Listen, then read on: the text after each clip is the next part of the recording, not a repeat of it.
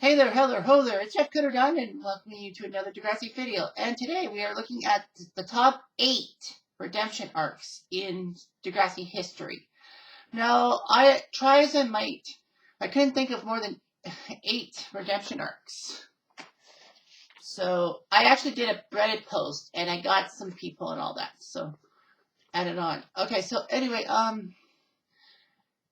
so yeah, a lot of redemption arcs. Number 8 is Lucas. Now, why is Lucas so low? It's because we never got to see the final product. Now, as many people know, Lucas was the father of Isabella, who he had with Mia, when Mia was like, 14 or something like that? And Lucas seemed to not be a good father and all that. A passive father, if you will. But things changed in season 8. After Jane's dad wants to get back into her life, Jane realizes that her dad sexually molested her when her mom had to take shifts at work and Lucas was just watching TV and all that. Basically, Jane realizes her father could be trouble and basically realized to Lucas, even though Lucas wanted his dad back in his life. But of course, Lucas realizes everything and basically tells his dad never to come near his family again, especially the fact that he's getting close to Isabella. So basically, Lucas steps up to the plate and realizes that he's probably going to go after Isabella like Jane. So Lucas apologizes for his mistakes and all that. Jane seems to be forgiving, saying that, they were just kids. And basically, Lucas is willing to help now. That better late than never. Now, I always thought that Lucas's dad basically was just paying Lucas off, saying that, you know what happened, I'll make sure your life is great and all that. But no. Maybe not. Number 7 is Holly J. Now, a lot of people will probably say why Holly J would be so low on the list. But there are reasons. Anyway, Holly J was basically this person from Lakehurst who was basically an A-type. And a lot of people say A-types are like anal retentive or something like that. Like basically they go at a fast pace with academics and all that and basically are not very friendly. So Holly J basically was this bossy person who basically wanted to run the school. She was the queen bee after Paige left.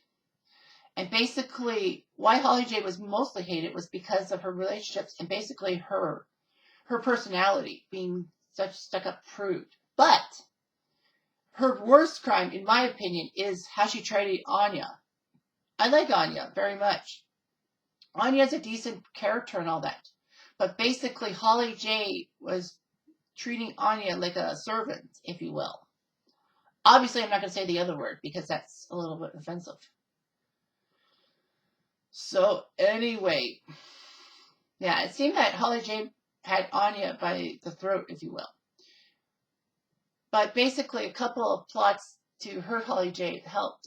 But Holly J became a better person, even though she was trying to use Anya to take away Sav's chances at school presidency in season 10 by basically pretending to be a baby. But Anya turned the tables on Holly J and basically went along with it with Sav saying that she miscarried and all that. And that got Sav the win. Holly J was pissed, but Sav named Holly J as vice president. I think because Sav had a thing for Holly J. Holly J had a few bad relationships, but she was fine. Season 11, when she had that kidney problems because she was so busy she ignored strep throat that led to organ problems. Basically, her birth mother wanted $20,000 for the kidney, even though it was illegal. But the reason was because her birth mother had 2 kids to deal with, and with her not working, how she's going to support them. So they come up with a plan that, I believe, is it Fiona? Yeah, Fiona buys one of Holly J's mother's dresses for $20,000 and basically gives the money to Holly, and Holly gives it to the woman.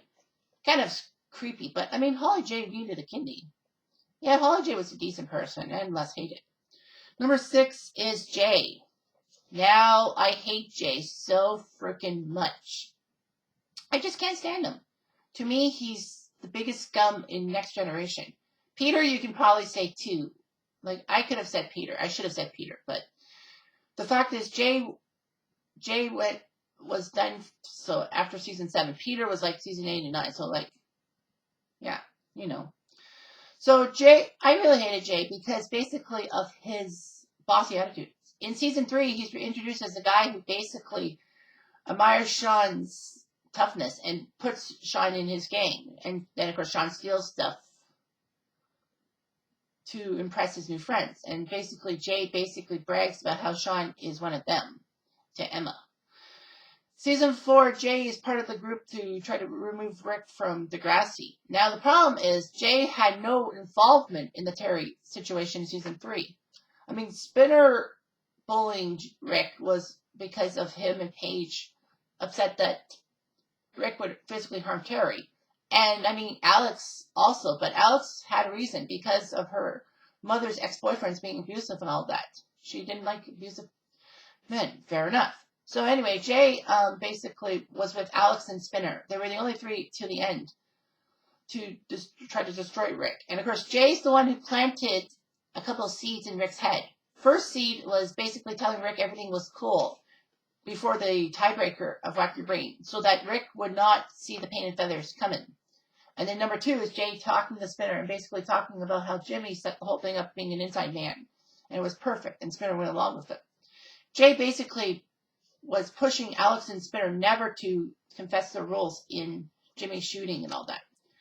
But unfortunately, Spinner blabbed because Spinner wanted to make things right with Jimmy. Like Jimmy says, he didn't have to do it. Spinner had to do it because if the police found out, things would have been a whole lot different. But anyway, Jay gets what's coming to him. Jay does not come back to the school in season 5 because he figured that the school just needed a scapegoat. So basically, yeah. So he does interact with Spinner. Spinner tells him off saying that, why am I with you? I've done bad things and all that. And then, honestly, season 6 is when Jay turned things around. Jay basically was helpful. He helped Sean when Sean was wrongfully expelled from school. He basically dated Manny, and he actually calmed down a bit. Jay and Manny could have been endgame. It was kind of weird, but anyway, yeah. Number 5 is Peter. Now, you may be thinking, Peter had a redemption arc? In a sense, he did. But I mean, yeah, Peter was a scumbag, basically using a topless video of Manny to blackmail Manny into dating him, when Manny actually wanted Emma to date Peter. I mean, Emma and Peter, you know, the first time around, it would have been fine. But anyway, yeah, so he distributed it. He didn't get much punishment, according to most people. He should have gotten expelled or something. I think so, too. Should have been caught by the cops. But I think Peter's dad basically would have helped him out. So anyway, Peter dates Emma and all that. You know, they have a secret relationship, and basically Manny blasts them and calls out the relationship. And, you know, Peter was a scumbag. Peter kind of redeemed himself in a sense by being there for Emma through her eating disorder. But then Peter became evil when he realized that Sean was coming back in the picture. So I think that basically, yeah, so Peter took steps to try to prevent Emma from being near Sean and basically framed Sean with drugs in his locker. They have the street race. Peter is the one who hit the guy. Sean got in jail because he was part of the thing too. I think Sean hit him too. But anyway, Peter got lucky. He got off scot-free with community service and all that because of Peter's dad. Of course, Hatzilakos makes sure Peter stays in the house, puts him under house arrest, all that.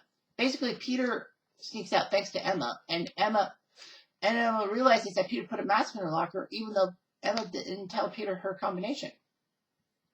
Peter basically said that what I did was for the relationship, and Emma basically blasted him. Peter tried to redeem himself with Darcy and all that, but, you know, trying to get a guy named Adams to go near Darcy and all that. I think Peter didn't have any clue, but Peter could have stopped it. You know, Peter and Darcy were a decent couple in season 7, and Peter seemed to be fine. And then, of course, you know, Darcy got raped and all that. Peter didn't know how to react. That kind of was a redemption. I think he helped Darcy. Yeah, he helped Darcy at Brad Camp deal with her problems. And then he dates Mia after Darcy leaves for Kenya. Mia wants to be a model and all that, and Peter tries to fit into the culture and take drugs and all that. But he gets clean and all that. He does well in seasons 9 and 10 and all that. I think he had a redemption in a sense. Number 4 is Bianca. Now, I hated Bianca because I always thought Bianca was basically playing Drew like a fiddle in season 12. Of course, Drew and Bianca were in a forbidden relationship. And basically, Bianca was about to be raped by Anson. Drew fought him off. Of course, Anson was too powerful, but Bianca smashed Anson's head with a rock. And basically, yeah, all that. But evidence pointed towards Bianca. Drew took the fall for Bianca and all that, saying that Bianca had more to lose if she went to prison because Bianca was a bad girl. And basically, the police would have done a lot bad to her. I always thought Drew was just childish for that. So anyway, regardless of what ends up happening, of course, Drew and Bianca will have to watch their back as Vince forces himself on Bianca. Basically, Bianca stays with Vince in the gang in exchange for Vince not trying to destroy Drew. Unfortunately, that falls apart when Drew tries to talk to Vince, and Vince is angry and decides to go after Drew. He shoots Adam. I wonder if he purposely shot Adam and all that. But anyway, Bianca feels bad, and Bianca decides to take the gun that Vince dropped and try to shoot Vince. But Drew talks her out of it. Basically, Bianca realizes that she's a terrible person, and she basically tells the police about her gang relationships. She gets in a lot of trouble, but then Bianca, for some reason, decides to better her life. She cleans herself up, no drugs, no involvement in gangs. She does well in school. Mrs. Torres actually helps her out because Bianca thinks she didn't have a female figure to look up to. So Bianca was doing well. Drew and Bianca nearly got married in Vegas, but Bianca decided now's not the time, and Bianca decided to choose academics over Drew. That's fine. Number 3 is Fiona.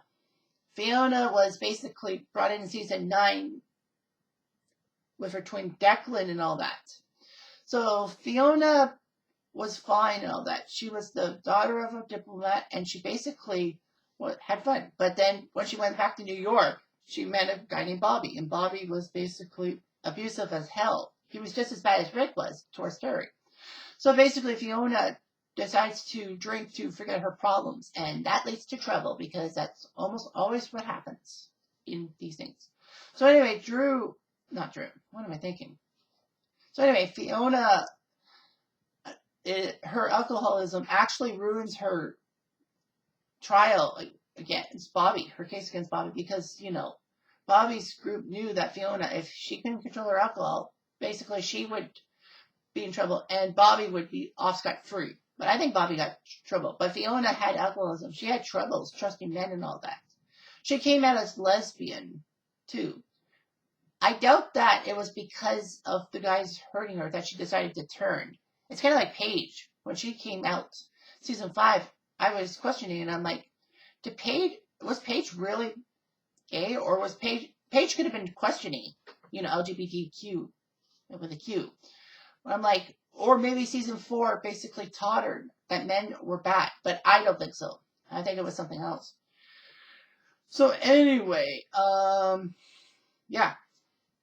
fantastic. So Fiona cleaned herself up. She wanted to be in a gay relationship. I think it's with Imogen. Yeah, and Fiona and Imogen's relationship was great, but unfortunately they split up because Fiona didn't want to hold Imogen back. Or was it vice versa? I think it was vice versa. Number 2 is Zoe. And you'd be thinking, Zoe Reels? So anyway, Zoe was basically this mean girl character that basically was an actress in a teen drama and basically was getting movie roles. So basically, she was basically snapping at people, and basically Zoe was a bad girl. But season 13 changed her perceptions in a sense. Because in season 13, she actually was raped by Luke Baker and another guy.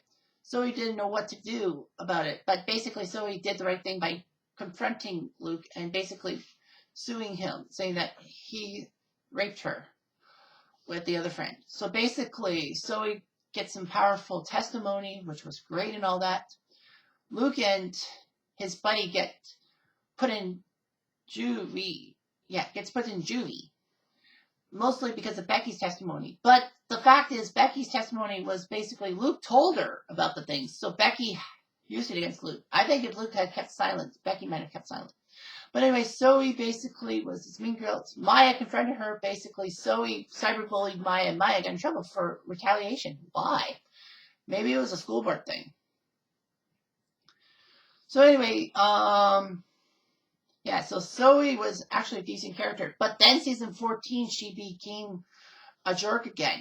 She basically put the cheerleaders in a bad position by having them take provocative pictures of themselves and basically put them on group chat to get money for cheerleading outfits and all that, which kind of worked. But anyway, Zoe and Frankie had a war of words and all that. Zoe basically was pushing the cheerleaders. Everyone said that Zoe basically was a terrible person and all that. I found out that Frankie and Winston technically kidnapped Zoe. Well, Winston was the guy who outed Zoe because he wanted Frankie back in the cheerleading squad. So anyway, yeah, and Frankie and Lola tells Zoe that basically what you're doing to these girls are wrong. They're gonna hate you for the rest of your life. You gotta change things. So Zoe realizes her mistake and talks to the cops about the Degrassi nude stuff. So she takes the big fall. All the cheerleaders get detention for their stuff, but basically Zoe has to do community service or face 5 years in jail for child pornography. Zoe is hesitant, but Zoe basically decides, I better take my lumps. And she does. And she does pretty well. Basically, in next class, she's not that bad of a character. She's more presentable and more likable and all that. Especially when she came out of the closet, even though her mother basically was pissed off of her. A, because, the Catholic religion. Not really good with gays. I think they're getting better. They are getting better. And B, because with Zoe coming out of the closet, she's not getting the roles. And basically her mom can't live off Zoe's income. So, geez. Way to go, Zoe's mom. And number 1 is Spinner. Fight me on this. So anyway, Spinner's redemption arc was huge. Spinner was this basically goofy guy who got himself into a lot of confrontations. And by season 4, he was becoming kind of a jerk and all that. I mean, yeah, his attacks on Rick were warranted in a sense. But anyway, he was basically there to try to push Rick out of Degrassi and would do nothing about it. Spinner was basically a decent guy in a sense, but Spinner was completely upset when Jimmy decided to switch sides. I think he took it the hardest because he was hoping Jimmy would be his friend and stay with him. So anyway, Spinner, of course, feels guilty about the fact that he and Jay talked about Jimmy basically to cover their own hides because of the paint and feathers thing and got Jimmy shot. Not killed, but shot. Spinner realizes Jimmy got shot and realizes that Rick may have had a gun for vengeance. So basically, Spinner wants to confess everything. Jay tells him, don't you dare. And Spinner says, he's my best friend. And we may have killed Jimmy. We didn't kill Jimmy.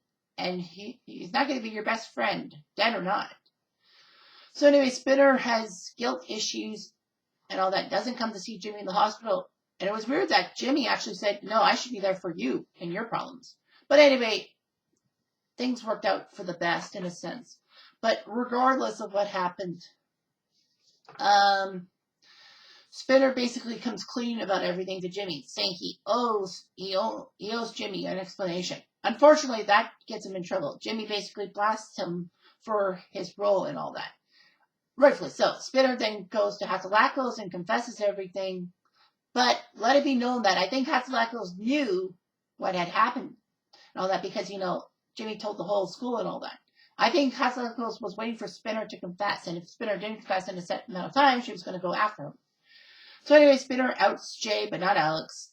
Spinner basically wants to burn the school because they refuse to give him credits towards its diploma, and instead summer school. But once you're expelled, you can't do anything about it. So anyway, he wants to set fire. Jay stops him for some reason, and then Spinner decides to do a redemption thing. He's allowed to come back in season 5, and he does, and he tries his best to make sure everything is okay. He befriends Darcy in the Friendship Club, and it helps him deal with the fact that, he put Jimmy in a wheelchair.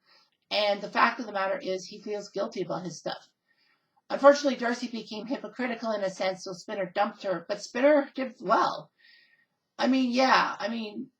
His cancer in season 7 was horrible. But, I don't think it was punishment for his paint and feathers thing.